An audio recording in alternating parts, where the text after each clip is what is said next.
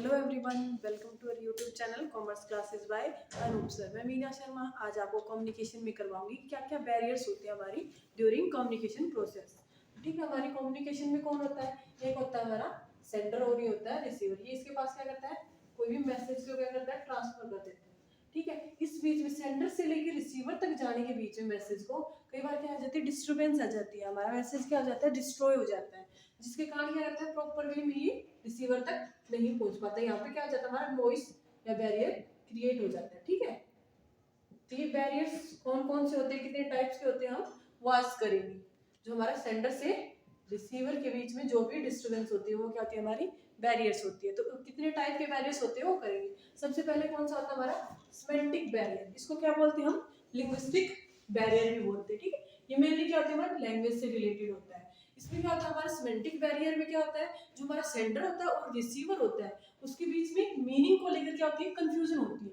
Sender किसी और meaning से बोल रहा होता है, रिसीवर उस इन्फॉर्मेशन को किसी और वे से अंडरस्टैंड कर लेता है। तो उसमें क्या आ जाती है, हमारी सिमेंटिक बैरियर्स आ जाती हैं। जब हमारा सेंडर वर्ड का मीनिंग कुछ और बता रहा है और रिसीवर कुछ और ही उसको अंडरस्टैंड कर रहा है।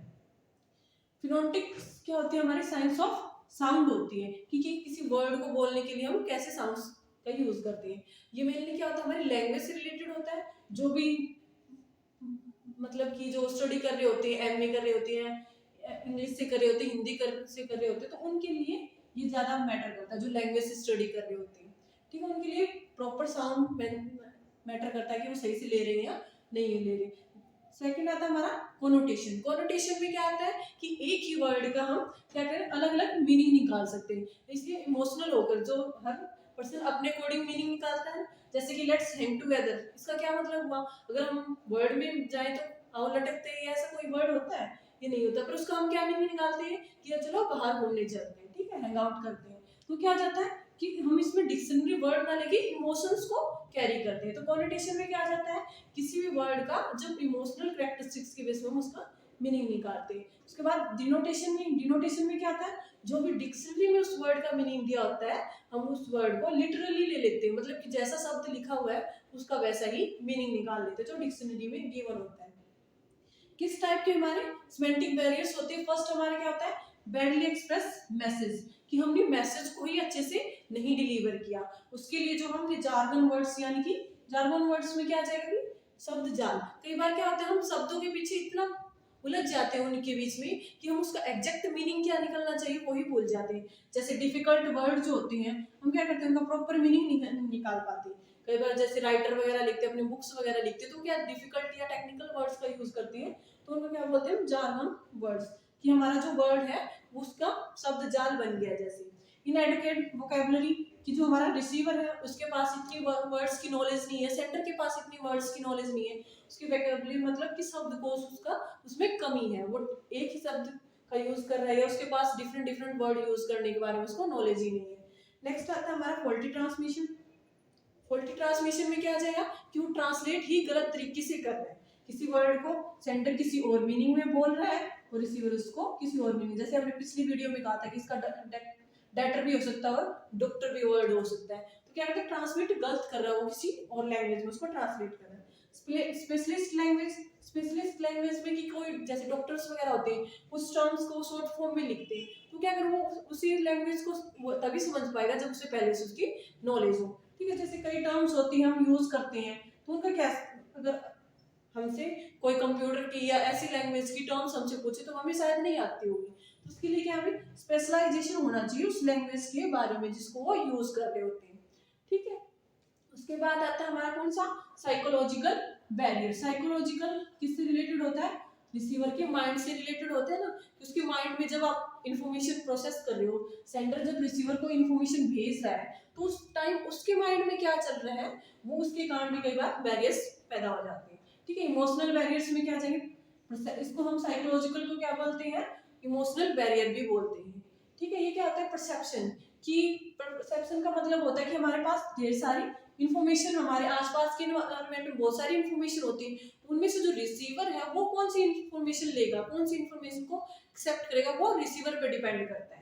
ठीक है, जैसे मैं बोलूंगी इस बोर्ड पे आपको क्या दिखाई दे रहा है, तो किसी का वर्ड सेंटर पे जाएगा, किसी का ध्यान किसी का रिसीवर पे, कि हमारे पास जो अवेलेबल इन्फॉर्मेशन है उसको रिसीवर कैसे इंटरप्रिएट करता है अपने वर्ड्स में। नेक्स्ट आता है हमारा इमोशन। इमोशन में क्या आ जाएगा, जो भी रिसीवर के इमोशन इफेक्ट करते हैं ना वो रिसीव करते टाइम मैसेज को, कि अगर वो एंगर में है या फिर वो वरी में है, जैसे क्लास में आपको टीचर पढ़ा रही है, आपको किसी चीज का स्ट्रेस है, तो आप टीचर क्या बोल रही है वो आपको अंडरस्टैंड ही नहीं हुआ, क्योंकि आपका ध्यान कहीं और होता है। तो हमारा इमोशनल भी बहुत इफेक्ट करता है हमारे कम्युनिकेशन की प्रोसेस में।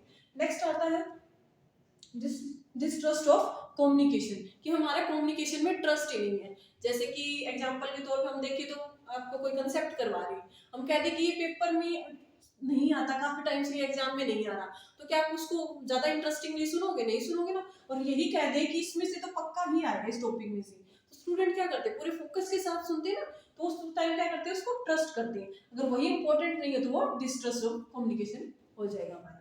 ठीक है, नेक्स्ट हमारा होता है ऑर्गेनाइजेशन बैरियर। ऑर्गेनाइजेशन में क्या क्या बैरियर होती है, क्या क्या फेस करना पड़ता है सेंडर और रिसीवर को। फर्स्ट आता है हमारा ऑर्गेनाइजेशन की पॉलिसी। कई बार क्या होता है हमारी कम्युनिकेशन में बैरियर करता है ऑर्गेनाइजेशन की पॉलिसी।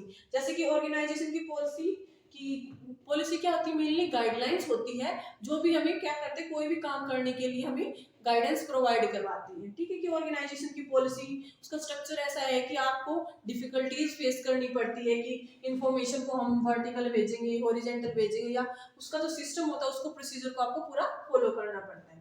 ठीक है, नेक्स्ट आता है रूल्स एंड रेगुलेशंस। ऑर्गेनाइजेशंस के रूल और रेगुलेशन को फॉलो करना पड़ता है। जैसे कि हमारे कॉलेज या इंस्टीट्यूशन होते हैं वो भी एक ऑर्गेनाइजेशन होती है ना, तो उसके अंदर कई बार रूल्स होता है कि पीरियड्स 30 मिनट का होगा या 40 मिनट का होगा या 45 मिनट्स का होगा। कई बार क्या होता है, कंटेंट वाइड होता है हमारा और टाइम पीरियड कम हो जाता है, तो सेंटर जो टीचर होता है उसके लिए जरूरी हो जाता है ना कि उस टाइम पीरियड में उस कंसेप्ट को करवाए। ठीक है, या फर्दर नेक्स्ट पार्ट में उसको करवाएं। तो कई बार क्या हो जाता है कि हमारी इंपॉर्टेंट इन्फॉर्मेशन रह जाती है इसके कारण, कि हम पूरी इन्फॉर्मेशन सेंड नहीं कर पाते। ये टाइम बाउंड हो गया ना रूल रेगुलेशन के कारण, कि इसी टाइम के अंदर उसको करवाना पड़ेगा। ठीक है, और उसके बाद कॉम्प्लेक्सिटी इन ऑर्गेनाइजेशन स्ट्रक्चर, कि हमारा ऑर्गेनाइजेशन का स्ट्रक्चर बहुत कॉम्प्लेक्स है।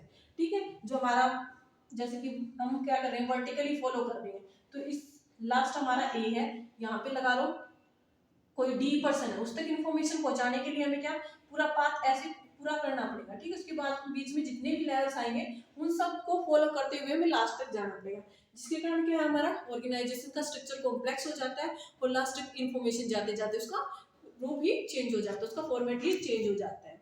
नेक्स्ट हमारा क्या आता है, पर्सनल बैरियर्स। पर्सनल बैरियर क्या होते हैं किसी भी ऑर्गेनाइजेशन में, वो हम देखेंगे। फर्स्ट हमारा क्या आता है, सुपीरियर के बेस में, कि सुपीरियर के अंदर ही फॉल्ट है या बैरियर है, और एक और क्या होता है हमारा सबऑर्डिनेट में बैरियर हो जाता है। तो पर्सनल बैरियर में सबसे पहले सुपीरियर के पॉइंट ऑफ व्यू से क्या क्या बैरियर होते हैं। फर्स्ट होता है लैक ऑफ कॉन्फिडेंस, कि हमारा जो सुपीरियर होता है उसके अंदर वो अपने जो जूनियर होते हैं या फिर हमारे सबऑर्डिनेट होते हैं उनमें वो ट्रस्ट नहीं कर पाता, उन पे कॉन्फिडेंस नहीं होता। उन्हें लगता है कि उनके जो हमारे जूनियर है उनको हमसे कम नॉलेज होगी। ठीक है, या फिर उन्हें लगता है कि वो अच्छे से हम शायद अपना आइडिया प्रेजेंट ही नहीं कर पाएंगे, तो क्या करते हैं अपने टॉपिक को प्रेजेंट ही नहीं करते अपने जूनियर्स के सामने। तो लैक ऑफ कॉन्फिडेंस किसमें, तो हमारे सबऑर्डिनेट में, सुपीरियर का। नेक्स्ट है एटीट्यूड ऑफ सुपीरियर। सुपीरियर का एटीट्यूड क्या है, क्या वो हमारे जो जूनियर होते हैं या सबऑर्डिनेट होते हैं उनको इन्वॉल्व करके चलता है, या वो सोचता है कि मैं सीनियर हूँ तो मुझे ज्यादा नॉलेज होगी, सबऑर्डिनेट को उसकी नॉलेज ना हो। तो हमारा एटीट्यूड ऑफ सुपीरियर भी इफेक्ट करता है ऑर्गेनाइजेशन में कम्युनिकेशन के लिए। लैक ऑफ टाइम, कि हमारा जो सुपीरियर है उसके पास टाइम की कमी है, वर्कलोड इतना, बर्डन इतना है कि वो इंपॉर्टेंट इन्फॉर्मेशन शायद स्किप हो जाए उसे ट्रांसफर करने में। ठीक है, तो कई बार क्या हो जाता है, काम ज्यादा हो जाता है, तो क्या कहते हैं इंपॉर्टेंट इन्फॉर्मेशन कन्वे करने से रह जाती है। नेक्स्ट आता है fear of challenge of authority. कई बार क्या होता है, हमारे जो सुपीरियर को डर रहता है कि मेरे सबऑर्डिनेट मुझसे ज्यादा, मतलब कि मुझसे ज्यादा इंटेलिजेंट है।